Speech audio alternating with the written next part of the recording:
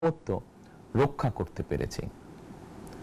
তাবেদার মুক্ত বাংলাদেশে জনগণের ভোটে জনগণের কাছে জবাবদিহিমূলক একটি নতুন সরকার যাত্রা শুরু করেছে। দেশে গণতন্ত্র এবং মানুষের অধিকার পুনঃপ্রতিষ্ঠার এই যাত্রা লগ্নে আমি দেশবাসীকে শুভেচ্ছা এবং আন্তরিক অভিনন্দন জানাই। স্বাধীনতা প্রিয়, গণতান্ত্রিক আমি প্রিয়। জনগণের কারণেই দেশে আবার মানুষের অধিকার, সম্মান এবং মর্যাদার পুনঃপ্রতিষ্ঠার সুযোগ সৃষ্টি হয়েছে। আমি দেশবাসীর উদ্দেশ্যে একটি বার্তা দিয়ে বলতে চাই, মুসলমান, হিন্দু, বৌদ্ধ, খ্রিস্টান তথা দল, মত, ধর্ম, বর্ণ নির্বিশেষে পাহাড়ে কিংবা সমতলে বসবাসকারী এই দেশ আমাদের সবার। প্রতিটি নাগরিকের জন্যই এই দেশকে আমরা একটি নিরাপদ ভূমিতে পরিণত করতে চাই। একটি স্বনির্ভর, নিরাপদ, মানবিক, গণতান্ত্রিক বাংলাদেশ প্রতিষ্ঠাই বিএনপি সরকারের লক্ষ্য। প্রিয় দেশবাসী, ফ্যাসিবাদের সময়কালে দুর্নীতি দুঃশাসনে পর্যুদস্ত একটি ভঙ্গুর অর্থনীতি, দুর্বল শাসন কাঠামো আর অবনতিশীল আইন শৃঙ্খলা পরিস্থিতির মধ্য দিয়ে নতুন সরকার যাত্রা শুরু করেছে। আইন শৃঙ্খলা পরিস্থিতির উন্নয়ন এবং কঠোরভাবে দুর্নীতি নিয়ন্ত্রণের মাধ্যমে জনগণের মনে শান্তি, নিরাপত্তা ফিরিয়ে আনাই হচ্ছে আমাদের সরকারের প্রধান অগ্রাধিকার। সারা দেশে জুয়া এবং মাদকের বিস্তারকেও বর্তমান সরকার আইন শৃঙ্খলা অবনতির অন্যতম কারণ বলে চিহ্নিত করেছে। সুতরাং জুয়া এবং মাদক নিয়ন্ত্রণে আইন শৃঙ্খলা বাহিনী সব রকমের কঠোর পদক্ষেপ গ্রহণ করছে। জনজীবনে শান্তি ও নিরাপত্তা নিশ্চিত করতে সরকার সর্বোচ্চ উদ্যোগ গ্রহণ করছে। দেশের প্রতিটি সাংবিধানিক এবং সরকারি বেসরকারি প্রতিষ্ঠান চলবে বিধিবদ্ধ নীতি নিয়মে। দলীয় কিংবা রাজনৈতিক প্রভাব, প্রতিপত্তি অথবা জোর জবরদস্তি নয়। আইনের শাসনই হবে রাষ্ট্র পরিচালনার শেষ কথা। প্রিয় দেশবাসী, আগামীকাল থেকে সারা দেশে শুরু হতে যাচ্ছে পবিত্র মাহে রমাদান। আমি দেশবাসীকে পবিত্র মাহে রমাদানের শুভেচ্ছা জানাই। রমাদান আত্মশুদ্ধির মাস। আমরা যদি আত্মশুদ্ধি শব্দটির মর্মার্থ উপলব্ধি করি, তাহলে এই মাসে মানুষের ভোগান্তি বাড়ার কথা নয়। যদিও আমাদের অনেকের মধ্যেই এই মাসটিকে ঘিরে ব্যবসায় অধিক মুনাফা লাভের প্রবণতা লক্ষণীয়। আপনাদের প্রতি আমার বিনীত আহ্বান, রমাদানের পবিত্রতা রক্ষার্থে এই মাসটিকে আপনারা ব্যবসা মুনাফা লাভের মাস হিসাবে পরিগণিত করবেন না। দ্রব্যমূল্য যাতে সাধারণ মানুষের নাগালের বাইরে না যায়, এ ব্যাপারে ব্যবসায়ীরা দয়া করে সতর্ক থাকবেন। হাজারো প্রাণের বিনিময় একটি মাফিয়া সিন্ডিকেটের পতন ঘটিয়ে রাষ্ট্র এবং সরকারের জনগণের অধিকার প্রতিষ্ঠার অঙ্গীকার নিয়েই আমরা রাষ্ট্র পরিচালনার দায়িত্ব গ্রহণ করেছি। বিএনপি সরকার সকল ক্ষেত্রে অনাচার অনিয়মের সকল সিন্ডিকেট ভেঙে দিতে বদ্ধপরিকর ইনশাআল্লাহ। ক্ষুদ্র, মাঝারি কিংবা ছোট বড় সকল ব্যবসায়ীদের প্রতি বর্তমান সরকারের দৃষ্টিভঙ্গি সহজ এবং স্পষ্ট। বর্তমান সরকার ব্যবসায়ী এবং ক্রেতা সাধারণ উভয় স্বার্থ রক্ষা করে প্রয়োজনীয় পদক্ষেপ গ্রহণ করতে চায়।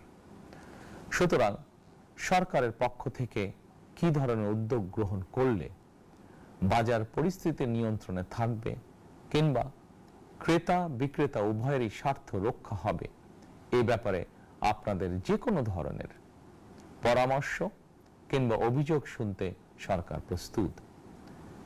ক্রেতা বিক্রেতা গ্রহীতা এই সরকার সকলেরই সরকার। এই সরকার আপনাদেরই সরকার।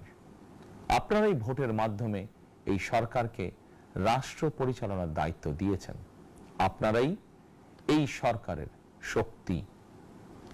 প্রিয় দেশবাসী, পবিত্র রমাদান মাসে রোজাদারগণ বিশেষ করে ইফতার, তারাবি, সেহরি এই সময়গুলোতে নিরবিচ্ছিন্নভাবে গ্যাস, পানি ও বিদ্যুৎ সরবরাহ পেতে চান। এই বিষয়টি নিশ্চিত করতে এরই মধ্যে আমি সংশ্লিষ্ট কর্তৃপক্ষকে নির্দেশনা দিয়েছি। অপচয় রোধ করে কৃচ্ছ্রতা সাধন প্রতিটি মুসলমানের ঈমানি দায়িত্ব।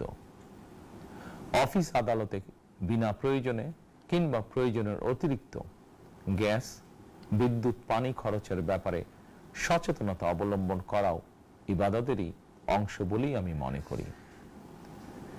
দেশের সকল সরকারি, বেসরকারি কর্মকর্তা, কর্মচারী এবং জনসাধারণের প্রতি কৃচ্ছ্রতা সাধনের আহ্বান জানানোর আগে আমি সরকারের মন্ত্রী এবং বিএনপি সংসদ সদস্যদেরকে দিয়েই একটি দৃষ্টান্ত স্থাপন করতে চেয়েছি। বিএনপির সংসদীয় দলের প্রথম সভাতেই আমরা সিদ্ধান্ত নিয়েছি, বিএনপি থেকে নির্বাচিত কোনো সংসদ সদস্য সরকারি সুবিধা নিয়ে ট্যাক্স ফ্রি গাড়ি আমদানি করবেন না এবং প্লট সুবিধাও নেবেন না।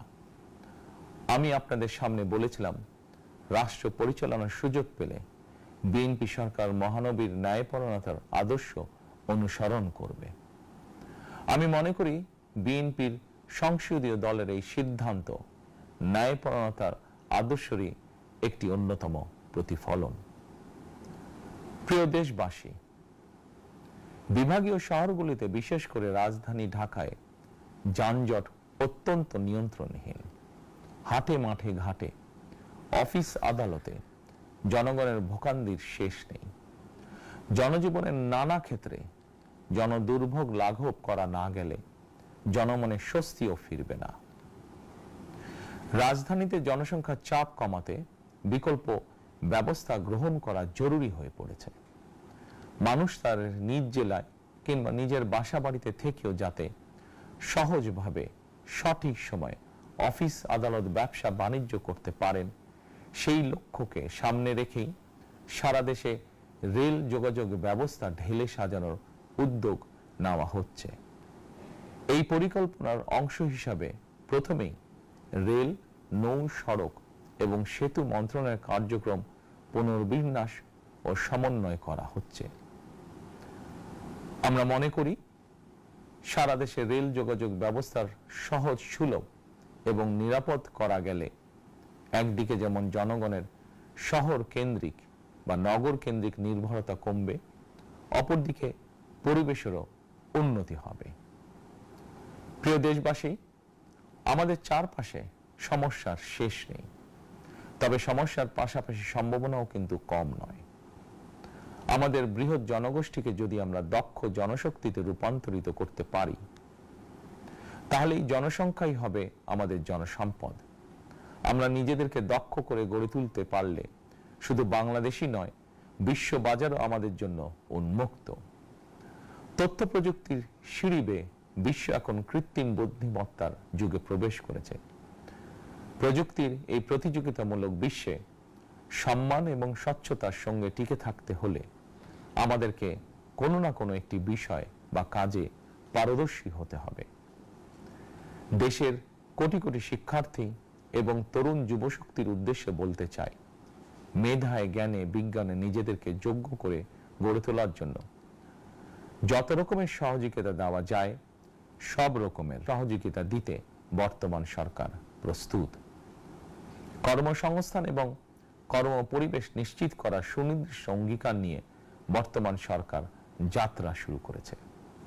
প্রিয় দেশবাসী, দীর্ঘ 18 বছর পর দেশে ফিরে গত বছর 25শে ডিসেম্বর আমি বলেছিলাম, দেশ এবং জনগণের জন্য আই হ্যাভ এ প্ল্যান। 12ই ফেব্রুয়ারি জাতীয় নির্বাচনের আগে দেশের বিভিন্ন স্থানে ঘুরে আমার প্ল্যান, পরিকল্পনার অনেক কিছু আমি আপনাদের সামনে তুলে ধরেছিলাম।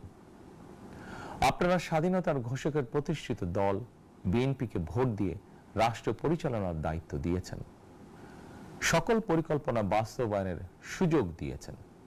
এখন এই সুযোগকে কাজে লাগিয়ে সকল অঙ্গীকার পূরণ করার দায়িত্ব বিএনপি সরকারের।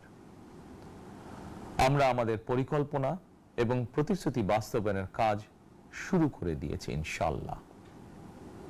অঙ্গীকার পূরণের এই যাত্রা পথে আমরা ভবিষ্যতের দিনগুলোতেও আপনাদের অব্যাহত সমর্থন প্রত্যাশা করি।